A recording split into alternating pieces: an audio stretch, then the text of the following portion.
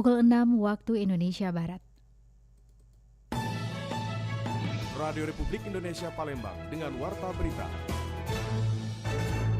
Peringatan Hari Paskah 2025, pentingnya menanamkan nilai teladan Yesus kepada anak sejak usia dini. PDAM Tirta Betua telah lakukan program penghapusan denda yang diharapkan mampu mendorong pelanggan untuk melunasi tunggakan. Selamat pagi, Anda sedang mendengarkan Warta Berita Radio Republik Indonesia Palembang.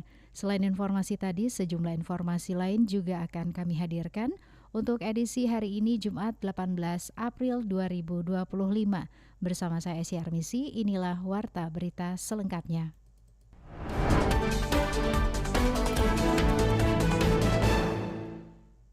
Memperingati Hari Paskah 2025, pentingnya menanamkan nilai teladan Yesus kepada anak sejak usia dini. Dalam rangka memperingati Hari Paskah 2025, Gereja HKBP Yapon Palembang menggelar serangkaian kegiatan ibadah yang melibatkan seluruh jamaah, mulai dari anak-anak sekolah minggu, pra-remaja, remaja, pemuda, dewasa hingga lansia. Anak-anak secara khusus diajak mengenal kisah Yesus melalui cerita Paskah, lagu-lagu pujian, serta permainan edukatif yang menyenangkan. Nilai-nilai kasih pengorbanan Yesus diajarkan dengan pendekatan yang sesuai dengan usia mereka. Guru sekolah minggu Horong Balita HKBP Yapon Palembang, Sepentina Manalu mengungkapkan bahwa perayaan Paskah bukan hanya menjadi ajang perayaan kebangkitan Yesus Kristus, tetapi juga menjadi sarana penting untuk membentuk karakter anak dalam iman Kristen sejak dini. Anak-anak dikenalkan dengan ajaran Kristus secara menyenangkan, agar mereka dapat tumbuh dalam kasih dan pengertian rohani yang kuat. Sebenarnya makna Paskah itu tetap Yesus bangkit, kita mau mengikuti bagaimana kehidupan kita sehari-hari sebagai tauladannya Yesus yang kita tiru. Tapi untuk temanya setiap tahunnya berbeda-beda. Jadi untuk tema Paskah 2025 sesuai dengan tema dari PGI ya, Persekutuan Gereja-Gereja Indonesia, itu diambil dari Yohanes 20 ayat 26 ya. Itu menceritakan temanya itu bahwa damai sejahtera Kristus itu di tengah-tengah keluarga. Jadi bagaimana damai Kristus itu tetap ada di dalam keluarga rumah tangga kita masing-masing. Karena kehidupan kita ini semua diawali dari skop yang kecil, keluarga. Kalau kita sudah damai di keluarga kita, otomatis kita di luar, di masyarakat, di gereja, kita tetap akan menjadi terang, menjadi damai.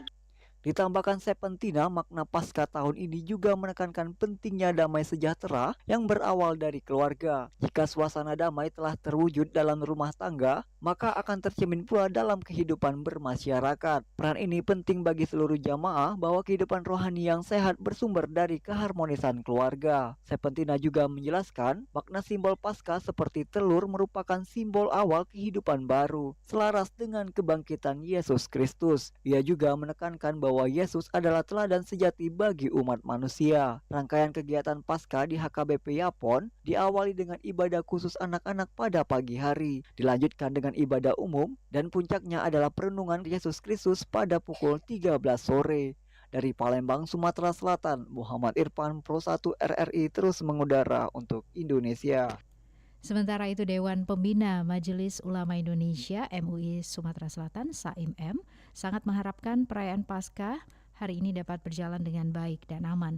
Dirinya sangat mengharapkan semua pihak, baik pemerintah khususnya dan masyarakat, bersama-sama menjaga perayaannya dan bisa mengedepankan toleransi antar umat beragama yang selama ini saling bergandengan tangan.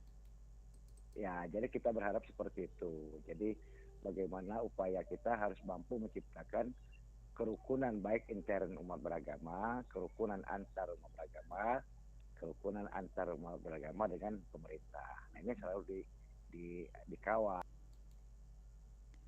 Dirinya berharap tidak hanya perayaan Paskah, semua perayaan keagamaan di tanah air, khususnya Sumatera Selatan, dapat berlangsung baik dan kondusif apapun bentuk perayaan agama tersebut. Baik pendengar, berikut kita dengarkan beragam pendapat dan harapan masyarakat. Saya Claudia dari Kalidoni. Paskah bisa menjadi jembatan yang mempererat hubungan antar umat beragama. Nilai-nilai kasih dan damai yang dibawa oleh Paskah sangat relevan dalam membangun masyarakat yang harmonis. Masyarakat berharap agar Paskah tidak hanya dirayakan dalam lingkup keagamaan semata, tetapi juga menjadi momen di mana semua warga bisa saling menghargai, memahami, dan hidup rukun di dalam keberagaman. Saya Olin dari KM14. Paskah di tengah masyarakat yang beragam seperti Indonesia membuka peluang besar untuk membangun kolaborasi antar komunitas. Ketika berbagai elemen masyarakat itu terlibat dalam menyemarakan Paskah melalui kegiatan budaya, seni, atau aksi sosial, hal itu menjadi simbol kebersamaan dan damai. Harapannya, kolaborasi lintas agama dan budaya seperti ini bisa terus tumbuh dan menjadi bagian dari setiap perayaan keagamaan.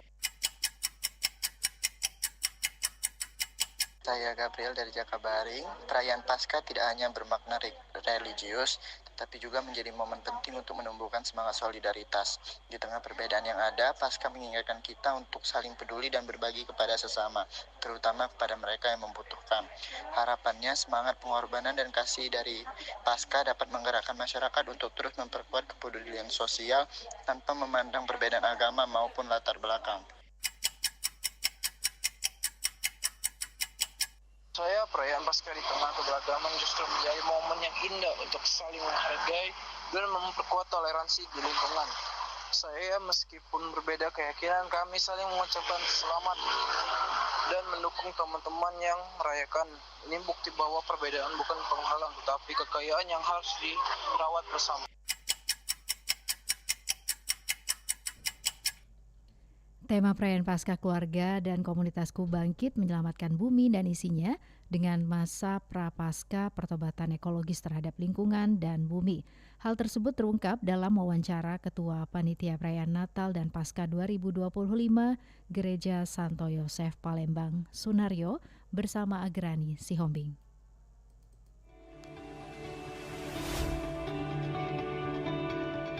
Pendengar, saya saat ini sudah bersama dengan Ketua Panitia Natal dan juga Paskah 2025 dari Gereja Santo Yosef Palembang. Ada Pak Sunaryo. Pak Sunaryo, selamat pagi. Ya, selamat pagi. Apa kabarnya Pak Sunaryo? Luar biasa, baik. Biasa. Hari ini adalah Jumat Agung dan menuju Paskah nanti. Kalau untuk rangkaian kegiatan untuk perayaan Paskah sendiri di Santo Yosef ini sudah dilakukan sejak kapan, Pak? Sejak sebulan yang lalu ya, itu yang dipermulai dengan Rabu Abu. Rabu Abu itu sebulan sebelum Paskah ya, itu namanya Rabu Abu. Juga kasih tanda bahwa kita ini mengalami pertobatan gitu. Setelah itu kita mengalami acara doa lagi minggu kemarin, itu Minggu Palem.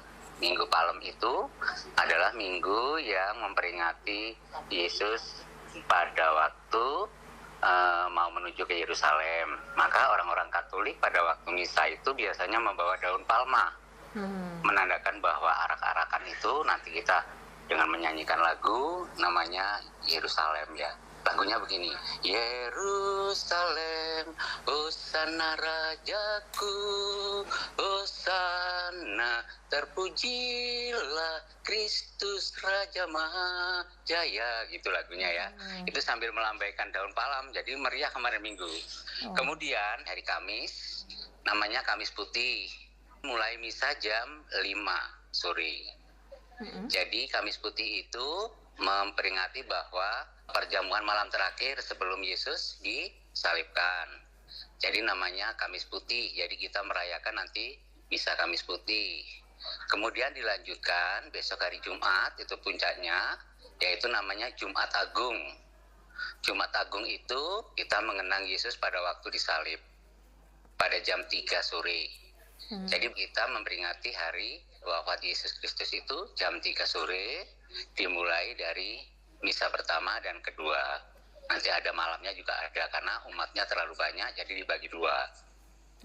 Jadi hari Jumat Agung itu adalah hari yang mengenang Yesus, kesengsaraan Yesus pada waktu disalib.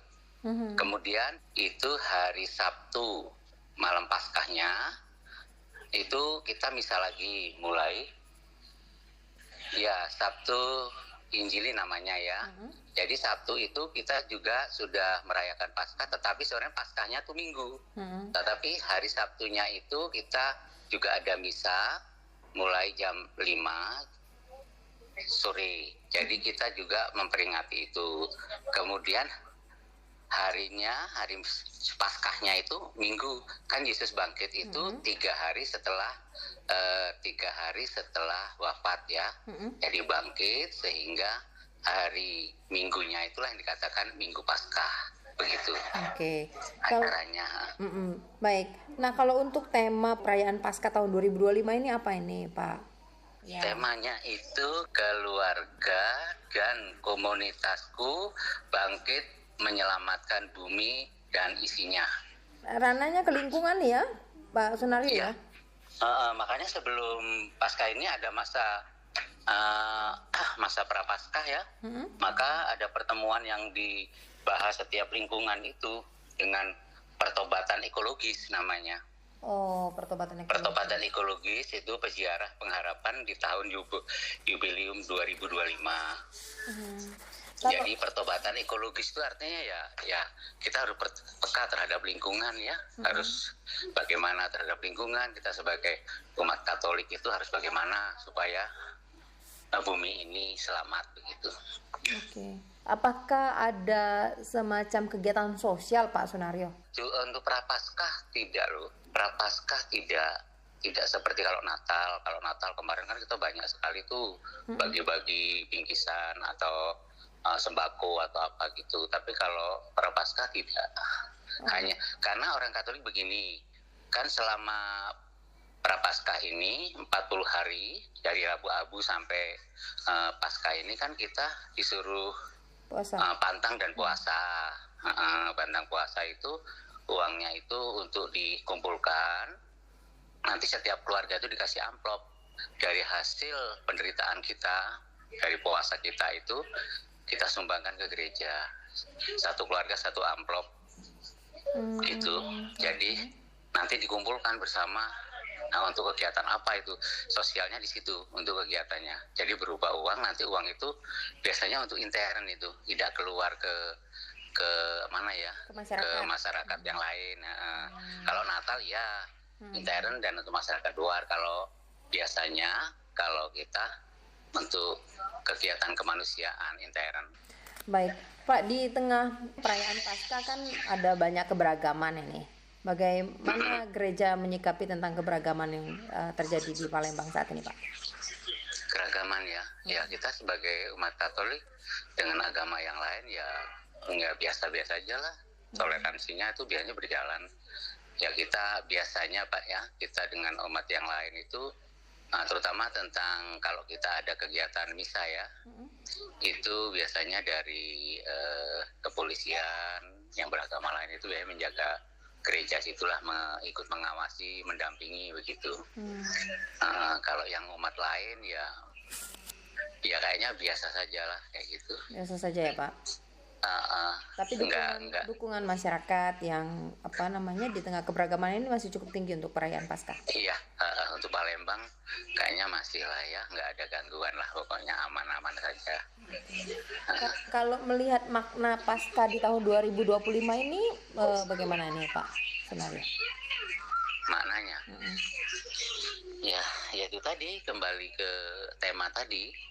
Maknanya bahwa kita sebagai manusia, sebagai orang percaya kepada Yesus itu harus peduli terhadap lingkungan itu tadi, bahwa kita harus karena untuk masa depan ya, istilahnya untuk anak cucu kita supaya kehidupan di bumi ini bisa selamat begitu.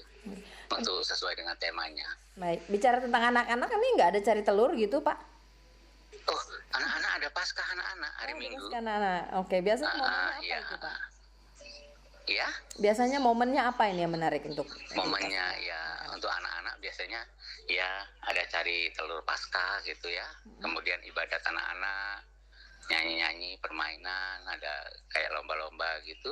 Ya kemarin itu diadakan lomba-lomba tentang anak-anak kecil ya. Tapi yang perayaan Paskahnya nanti hari Minggu Paskah bersama anak-anak gitu. Oh, di hari Minggu biasanya. ya? Dan nanti dilanjutkan ke lingkungan-lingkungan. Biasanya lingkungan itu walaupun sudah hari Minggu berikutnya ya, hari Minggu hari apa gitu, lingkungan-lingkungan biasanya ngadakan Paskah bersama di mana begitu. Masih lanjutkan gitu. Oh, baik. Pak Sunari, ada pesan ini untuk seluruh masyarakat berkaitan dengan peringatan juga di Jumat Agung dan juga jelang Paskah, Pak? Ya, adalah ya. Semoga di hari yang Paskah ini kita sebagai warga negara Indonesia menjadi masyarakat yang hidup damai ya, supaya kita bisa berdampingan bersama kelompok yang lain, agama yang lain gitu, supaya kita menyadari bahwa umat manusia ini adalah lemah, maka kita perlu bersatu, tidak saling tidak saling menghina atau mengejek atau apa gitu, supaya hidup rukun, damai, sehingga negara ini menjadi lebih damai begitu. Baik, Pak Sunario, terima kasih banyak sudah bersama RRI. Selamat Jumat Agung dan menyambut perayaan Paskah ya, Pak. Iya, oke, terima kasih, Mbak. Ya.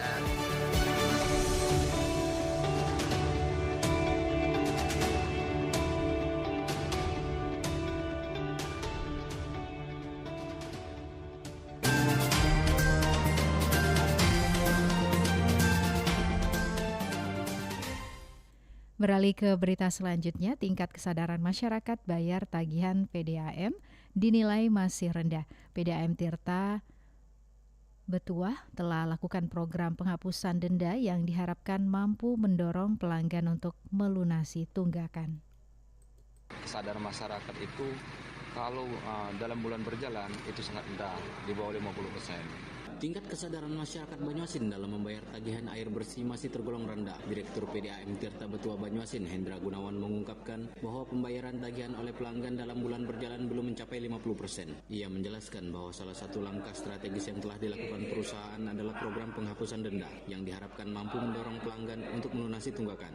Nah, cuma kami mengejar bukan hanya bulan berjalan tagihan, tetapi kami melakukan tagihan-tagihan sebelum-sebelum. Nah, ini yang membantu kami tagihan-tagihan sebelum-sebelum itu. Cuman kami kemarin kan melakukan program penghapusan denda. Nah, itu bisa membantu masyarakat untuk melakukan. Nah, insya Allah tolong doa ke depan kita akan melakukan program-program yang lebih baik, program-program yang pas untuk terkait masalah tagihan tadi. Terkait rencana perbaikan jaringan, Hendra menyebut bahwa pihaknya telah menyusun estimasi biaya dan tengah menyiapkan laporan untuk disampaikan kepada kepala daerah. Ia menegaskan, realisasi program tersebut sangat bergantung pada dukungan anggaran dari APBD kabupaten maupun provinsi. Sementara itu, untuk saat ini PDAM Tirta Betua belum fokus pada penambahan jaringan baru. Perusahaan lebih mengutamakan perbaikan sistem yang sudah ada. Dari Kabupaten Banyuasin, Muhammad Maulana, Pro 1 RRI terus mengudara untuk Indonesia. Mendengar, siswa SMP Negeri 33 Palembang menyambut gembira dimulainya kembali program MBG. Program Makan Bergizi Gratis atau MBG kembali berjalan setelah libur Lebaran. Para siswa sempat khawatir jika program tersebut tidak dilanjutkan, namun kini mereka kembali bisa menikmati sajian bergizi di sekolah. Program MBG baru kembali dimulai sejak 14 April tahun 2025 sesuai dengan instruksi Badan Gizi Nasional. Siswa-siswa di Palembang menyambut gembira dimulainya kembali program tersebut, terutama karena menu yang disajikan kembali lengkap seperti semula. Salah satu siswa, Jihan, mengatakan mereka sangat senang dengan program tersebut kembali berjalan. Menu yang disajikan juga lengkap dan bergizi. Menunya sama aja sih, nasi, tetap dapat snack, dapat susu setiap harinya, setiap hari sih, setiap saat kayak gitu. Dapat buahnya juga, dapat ya pokoknya makan-makan bergizi lah isinya. Sangat menikmati gitu ya? Iya. Seneng banget sih Kak, nggak nyangka ternyata masih lanjut MBG-nya. Kirain bakal selesai sehabis puasa kemarin. Jadi seneng banget. Selama bulan Ramadan, menu yang disajikan berupa makanan kering untuk berbuka puasa. Namun Selasa 15 April tahun 2025, menu MBG terdiri dari nasi, telur balado, tempe goreng, sayur tumis jagung dan wortel, susu, serta buah pisang. Sementara Kepala SMP Negeri 33 Palembang Nurbaiti menjelaskan, Program MBG tak hanya siswa, orang tua murid juga sempat mempertanyakan kapan program tersebut akan dimulai. Meskipun pihak sekolah sudah memberikan informasi melalui grup WhatsApp, program ini sangat membantu orang tua dalam memenuhi kebutuhan gizi anak-anak.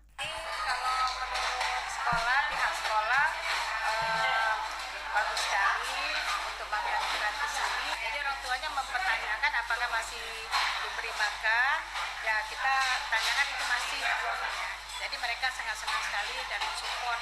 Semoga Bu katanya tetap berlanjut. Jadi kita orang tua tidak repot waktu katanya biaya. Program makan bergizi gratis tersebut mendapat sambutan positif di Palembang dan diharapkan dapat terus berlanjut karena manfaatnya yang besar bagi siswa dan orang tua. Lamsihar Siltonga melaporkan. Ya, pendengar, pemerintah Provinsi Sumatera Selatan targetkan zero stunting dengan dukungan program makan bergizi gratis bagi ibu hamil, ibu menyusui, dan balita non-PAUD. Gubernur Sumatera Selatan Herman Deru menyambut baik pelaksanaan program makan bergizi gratis untuk ibu hamil, ibu menyusui, dan balita non-PAUD di bawah Kementerian Kependudukan dan Pengembangan Keluarga BKKBN yang diharapkan dapat menekan angka stunting. Diketahui angka stunting di Sumatera Selatan pada tahun 2023 dari Survei Kesehatan Indonesia berada pada angka 20,3% atau naik 1,7% dari tahun sebelumnya. Padahal kasus stunting sempat turun signifikan pada tahun 2022 dari 24,8% pada tahun 2021 menjadi 18,6% pada tahun setelahnya. Herman Deru mengatakan sebelum ada program MBG, Sumsel mencapai prestasi sebagai daerah dengan penurunan stunting terbesar di Indonesia. Dengan adanya program MBG yang dilakukan dalam jangka panjang, dirinya optimis Sumsel bisa mencapai zero stunting. Aku terima kasih nih ini. Dulu belum ada MBG, kita penurun stunting terbesar di Indonesia. Apalagi ada MBG ini, aku yakin pajak kalau berterus zero stunting. Kita kalau untuk pendanaan sudah diinstruksikan untuk tidak cawe-cawe. Jadi ini dipegang oleh BGN. Tapi kita punya tanggung jawab moral sebagai wakil pemerintah pusat untuk mengawasinya. Menurut Gubernur, pemerintah telah menegaskan bahwa pendanaan program MBG yang dikelola oleh BGN harus dilakukan secara transparan dan akuntabel. Selain itu, dalam pelaksanaannya perlu diawasi oleh semua pihak. Riana Pridani melaporkan.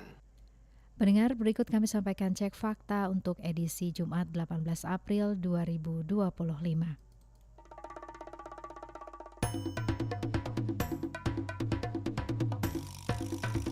Cek fakta. Assalamualaikum warahmatullahi wabarakatuh. Selamat pagi pendengar. Berikut kami sampaikan cek fakta untuk edisi kali ini Jumat 18 April 2025. Berikut berita selengkapnya. Sebuah unggahan di akun TikTok Sriadi Klaten mengklaim bahwa Presiden terpilih Prabowo Subianto telah menandatangani surat keputusan atau SK pemecatan terhadap 55 pejabat kepala daerah. Klaim ini disertai dengan gambar menampilkan Prabowo, Megawati, dan Rano Karno. Namun, setelah ditelusuri lebih lanjut, klaim tersebut terbukti palsu atau fabricate content. Tim pemeriksa fakta Mavindo melakukan verifikasi dengan menggunakan Yandex Image. Hasilnya menunjukkan bahwa gambar yang diunggah adalah kombinasi dari beberapa foto berbeda. Foto Prabowo yang ditampilkan ternyata diambil dari artikel Antara NTB, sementara foto Megawati berasal dari artikel Gelora, dan foto Rano Karno dari artikel Detik.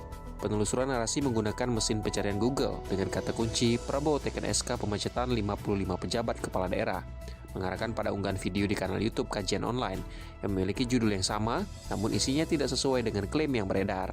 Video tersebut hanya membahas peran Prabowo terhadap kepala daerah terpilih untuk mengikuti kegiatan retreat di Akademi Militer, tanpa menyebutkan adanya pemecatan. Dengan demikian, dapat disimpulkan bahwa klaim Prabowo menandatangani SK pemecatan 55 pejabat kepala daerah adalah tidak benar. Masyarakat Indonesia diminta untuk mewaspadai beragam modus penipuan, memanfaatkan teknologi kecerdasan buatan atau AI. Hal ini disampaikan Wakil Menteri Komunikasi dan Digital, Nezar Patria. Menurutnya, saat ini marak beredar video dan foto hasil manipulasi AI yang membuat orang terkecoh dan menjadi korban hoax hingga penipuan. Ia mencontohkan bentuk baru penipuan menggunakan AI, yaitu pemalsuan bukti transfer, gunanya untuk menipu nasabah. Maka dari itu harus hati-hati dan waspada masyarakat sebagai pengguna layanan digital agar tidak terkecoh kejahatan serupa. Nazar mengatakan pemerintah saat ini tengah menyusun aturan khusus untuk peta jalan pengembangan AI di Indonesia. Targetnya, agar pemanfaatan teknologi AI di Indonesia dapat digunakan secara lebih positif dan mampu memitigasi resiko negatif seperti penipuan yang mungkin terjadi. Sebuah narasi beredar di WhatsApp, Facebook, dan juga Instagram yang menyatakan bahwa kepolisian akan menyelenggarakan razia kendaraan di seluruh kabupaten kota dengan mengerahkan personil Polres dan Dinas Perhubungan Dishub di masing-masing daerah. Narasi itu mengatakan razia zebra gabungan hasil kerjasama Pemda, Dishub, dan juga Polri itu menyasar kendaraan yang dengan STNK bermasalah. Misal telat membayar pajak kendaraan. Jadwal razia dilakukan pukul 10 sampai dengan tengah malam yang memberlakukan istirahat di jam-jam tertentu. Namun, dilansir website resmi Polri, Polrestabes Bandung membantah narasi adanya rencana razia gabungan seperti yang disampaikan dalam narasi yang beredar. Narasi tersebut merupakan hoaks yang disebarkan secara berulang, yaitu pada tahun 2018 hingga 2025 saat ini. Verifikasi RRI menyimpulkan bahwa narasi yang mengatakan akan ada operasi zebra gabungan oleh Polres di seluruh Indonesia yang menyasar STNK dan juga ketelatan pembayaran pajak kendaraan adalah klaim yang keliru. Demikian Cek Fakta untuk edisi kali ini. Saya Heru Rizky, sampai jumpa.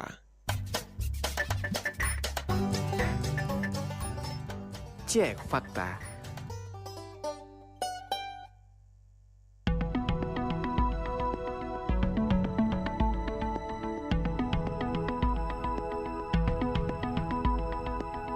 Informasi tadi mengakhiri Warta Berita pagi ini.